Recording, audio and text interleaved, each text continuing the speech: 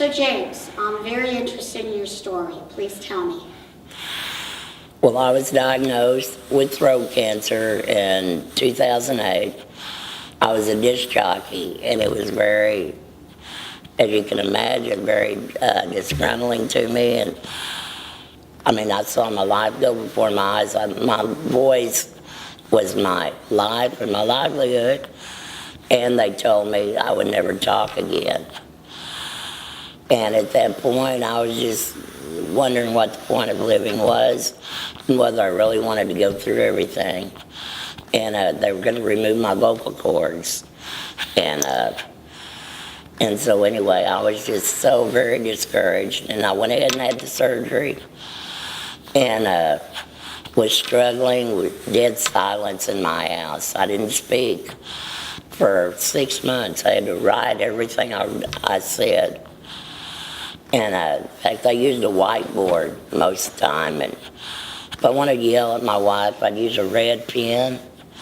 You know, anyway, she'd say, don't talk to me like that and don't raise your voice at me. But anyway, I struggled with depression and wondering how I was going to go on. And my sister from Nashville sent me a book. It's called The Great Eight. And it was by Scott Hamilton, the award-winning ice skater. And she gave me this book. She had it signed and everything, and I wasn't much of a reader, but nothing better to do, sitting in the waiting rooms and everything. I started reading his book, and this was my life-changing moment. I was reading through it,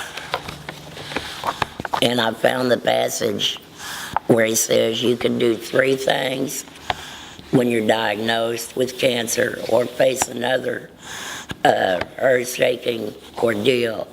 You can either succumb to it and just give up. You can adapt and get by, just do enough to get by and just adapt to it. Or you can evolve from it. And that's what, had never dawned on me. When he had cancer, he learned to do the backwards flips and everything, and really enhanced his program. He made it better. And I was pondering what he had said and walking my dog one night, very late, and it dawned on me, my stage name was Rev, long story, but it was Rev.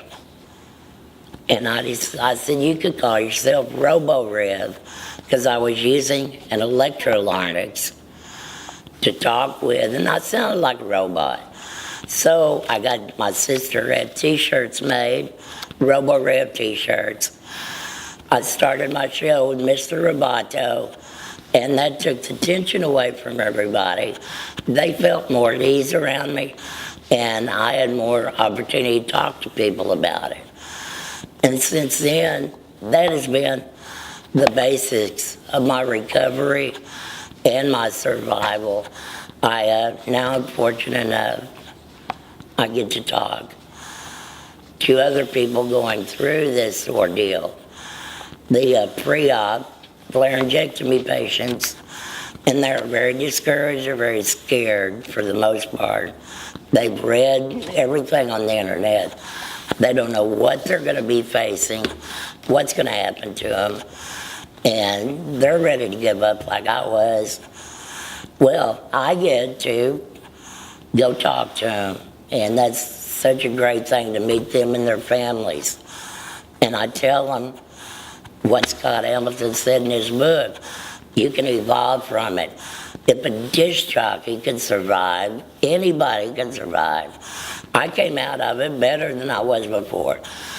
Nobody could imitate me after that. I was the only disc jockey in the world without a voice, and Robo-Rev. And I'm continuing it. I continued to DJ for 4 more years after my laryngectomy. It was more like karaoke instead of karaoke. But I continued to DJ, and and people were still very receptive to me. And it gave me a chance to talk to people about smoking and talking to their kids about smoking, which is so very important. But the main thing, if there was one turning point in my whole life, in my life with cancer and my survival from it, it would be evolving. And that's what I've tried to do. I've tried to evolve into a different kind of person with a different kind of attitude. And it just means everything in the world to me. And in fact, we've just ordered 10 more of these books that I'm hoping to get Scott Hamilton to sign for me to give to patients that I talk to and counsel before their surgeries. Because I want them to have the same shot at it that I had. I want to put their minds at ease. And there is survival after cancer. It is rough. I mean, it can be terrible, but it can have benefits and you can survive.